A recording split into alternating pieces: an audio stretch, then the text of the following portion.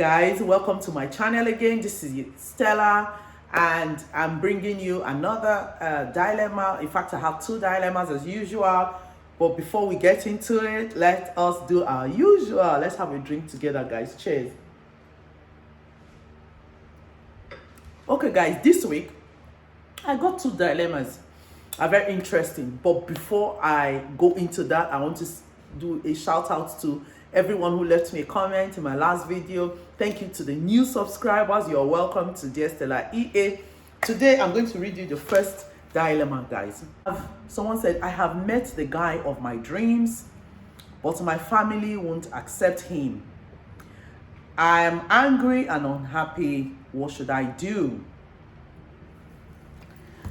The first thing I want to say is, I'm a parent, for example, and I'm a parent of two young adults.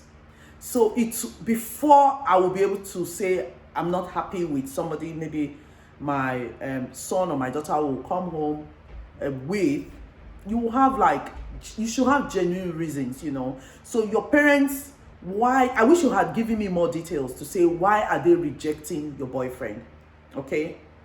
So now I'm going to have to speak in general, whether it's your boy for your girlfriend you're taking to your parents and they've said no. The question is, why are they saying no?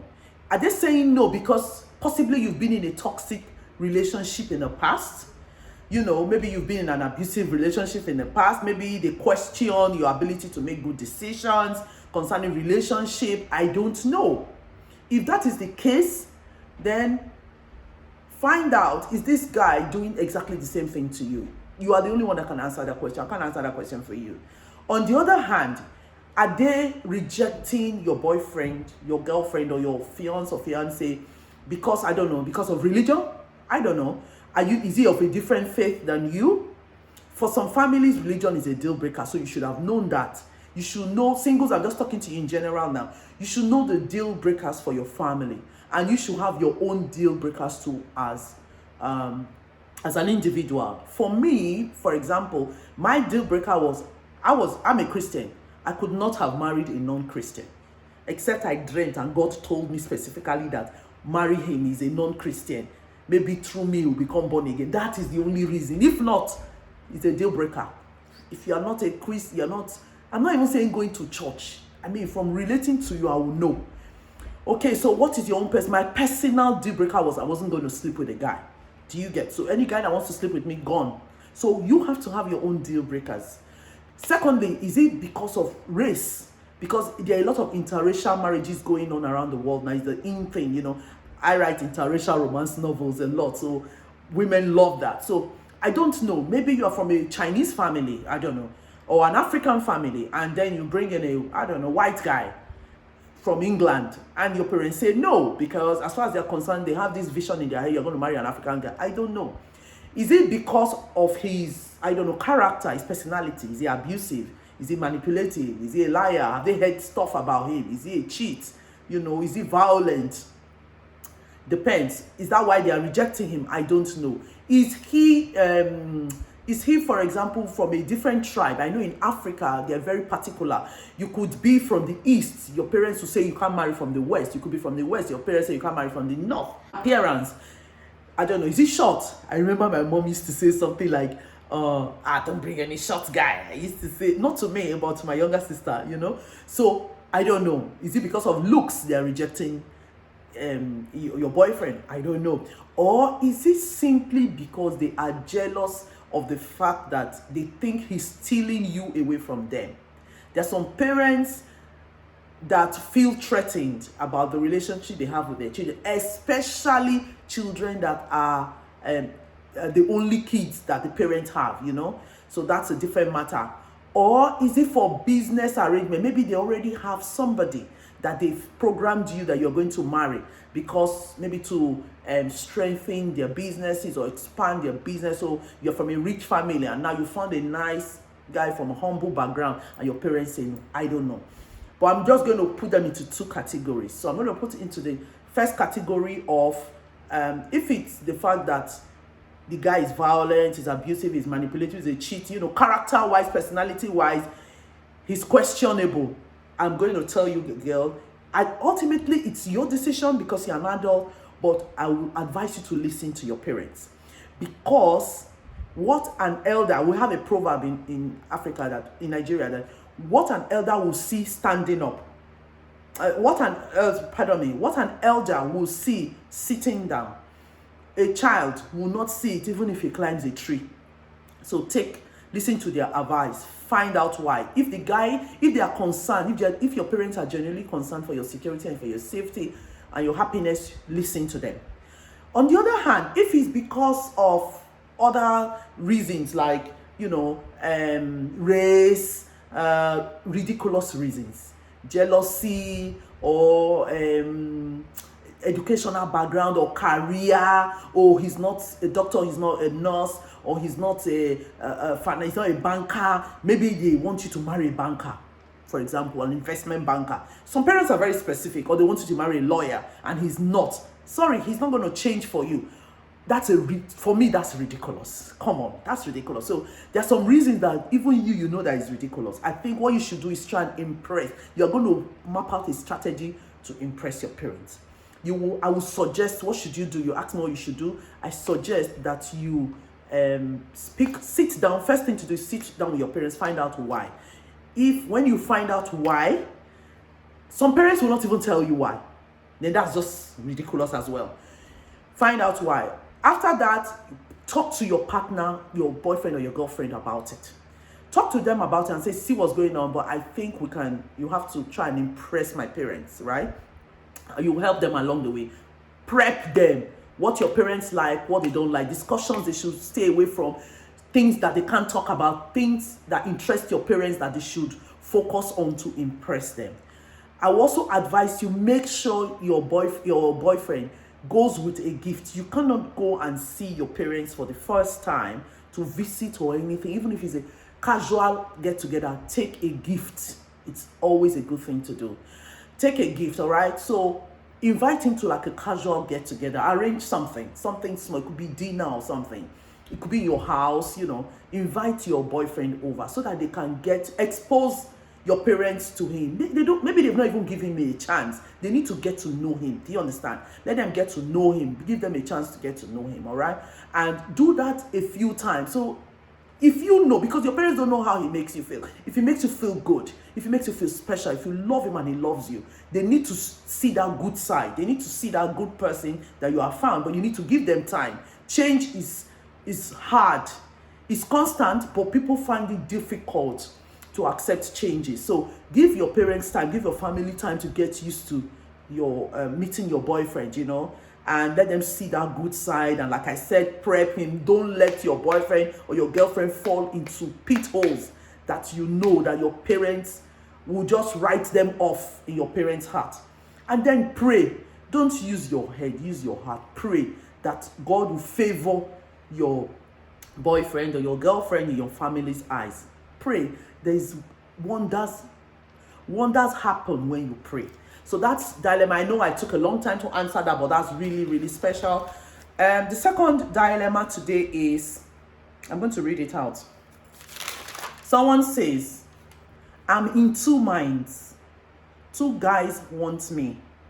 One has money. He's financially secure, but looks-wise, he's not my type. He's not very attractive. The other one is fit, very attractive, but he's broke. He just got a job.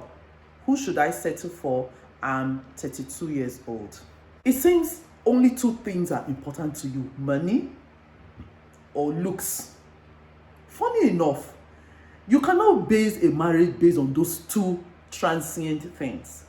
Money has wings. The Bible says, Proverbs 23 verse 5 says that money has wings and it takes flight. It flies like an eagle to heaven. It's not something you can base your marriage on. It's not a solid foundation. So what happens if you settle for this guy that has money now, right? And 10 years down the line, his business goes bust and you guys are rock bottom. What do you do? Remember, that was your number one and only consideration above everything else. What do you do? Secondly, if looks is your in thing, that's your type because he's fit, he has muscles, you know, he's sexy, he's hot and all of that. All well and good. And eye candy is always a good thing. But the issue is, should you base a marriage on looks? The Bible also tells us, Peter 3:4, Proverbs 31:30, is very specific. Beauty is only skin deep, guys. It's only skin. It changes, it fades away. It's transient as well. So you are asking me a question based on very temporary things, and I worry for you. What you should be concerned about are the weightier matters, the weightier things. You should concern yourself about the character and the personality of these two people. What kind of character do they have? Are they honest? Are they straightforward? Are they manipulative? Are they abusive? Are they considerate? Are they thoughtful? Do they communicate well? Because in marriage, the number one thing is communication. If you live with someone who doesn't know how to express how they feel, what they want, what they need, it's a big problem. It creates a yawning gap. So you should be worried about, you should be concerned about how this person, conflict, how does the person resolve conflict? When they are angry, how do they resolve it? Are they the kind of people that just scream, throw, things around, get really, really violent? You should be concerned about things like that. You should be concerned about his faith. Do you want to marry somebody who doesn't believe in any religion or who believes in every religion? What do you believe in? That should be important to you. You should be concerned about their religion, about their faith. What do they believe in? Do you want to go with somebody who believes in everything, every religion? He has no faith. Or do you want somebody who believes in, I don't know, something completely different from you, a free spirit? I've heard about that. No. If you are a Christian, my girl, please don't settle for somebody who is not a Christian. Light and darkness, they have no friendship. Okay? Light will always overcome darkness. There will be a lot of struggle, so don't try it. I'm even telling you that one for free. Don't try it. I think in the Bible it says, do not be unequally yoked. Go and read that thing. A lot of women have signed their life into imprisonment because they married, like a Christian girl now, she decides to marry a guy who has no faith. For example, an atheist who doesn't go to church. He doesn't believe in God. And then when she carries her Bible to read, do you know what the Bible is? It's not just a book. It's a living, breathing thing. Living, breathing fire. Now you carry that Bible to read. It begins to burn him inside and he tells you, stop doing that. Stop praying in my house. Stop doing all of that. And he's your head. He's your husband. What he says rules in your house. How do you think? You'll be so miserable. There's this film I could recommend that you should watch it. Every Christian woman should watch it. It's called Living in Bondage. It's a Nigerian home video. Go and watch it. It came out in the 80s. Amazing story. Go and it can ruin your life. If you marry a guy, you are a Christian and you marry a non-Christian, it might. Not always. Depends on the person, It might. So don't joke with things like that. Does he have ambition? This person you are considering, what kind of vision does he have for his future? What kind of ambition does he have? Is this someone you'll be proud to say, this is the father of my children? So it's not all about just settling in a marriage. It's so much more than that. It's about your future. Do you see yourself 20, 30 years down the line, you are living with this person? Singles, these are the kind of questions you should be asking yourself. So now this guy is fit, right? He's attractive, sex is hot. Today. Guess what? 10 years down the line, he's tired of going to the gym. His muscles turn into fat and he blows up. What do? You take a walk because you married him when he was sexy, or you married her because she was sexy. And now, I was a size 12 when I got married. I don't even know what size I am now. Just take a look at me. Look at my belly. All over the place. So if my husband had married me for my size, I tell you, he won't be here now. But do you know what my husband says that I love so much? I remember when I used to feel so insecure about my belly. I used to say, love, my belly is so big. Do you know what he says to me? He said, don't say that. You're beautiful. It is out of your belly you gave me 2 children. He was the happiest. My heart melted. You want to marry a man who makes you feel good. When he speaks truth in your ear, it makes you feel good. That is the kind of man you should look for. So today, I hope I've been able to answer your 2 dilemma. Ladies, open your eyes, pray to your God, use your heart, don't follow your head, okay? And stop worrying about transient things. Look for the permanent things, all right? So today, if you haven't followed me on Twitter, follow me on Twitter, Stella EA. If you are not following me on Instagram, follow me on Instagram. I will give you a shout out. That would be really nice. And drop me a comment. I'm on Instagram as Stella Janaku. And what else? We have a different channel. My husband and I have a channel called GLTV Chat. So follow us at, check out our channel, GLTV Chat. The link is there. We also have another for married people. That's for married people, guys. Married tips, counseling, and all of that. Then on Gunners Lovers TV, that's where we do all the fun stuff. Follow us at Gunners. Check us out on Gunners Lovers TV. So today, before I go, I'm going to show you my hot new release. You know I'm an author. When I'm not talking to you guys, single girls, I am writing books. Okay, so this is my new release, or my latest release. Is called Hot Chase. It's a sweet and steamy romance. It's an interracial romance. She is black, he's white. If you want to find out what happens in this novel, download it from Amazon. Get a paperback from Amazon, from iBooks, from Kobo, from Nook, from Smashwords, from Okada Books. So until next time, until I receive your dilemma, I do 1 video per week and 2 dilemmas. Send me your dilemmas. Email, my email is there as well, or Twitter or Instagram, and I'll get back to you.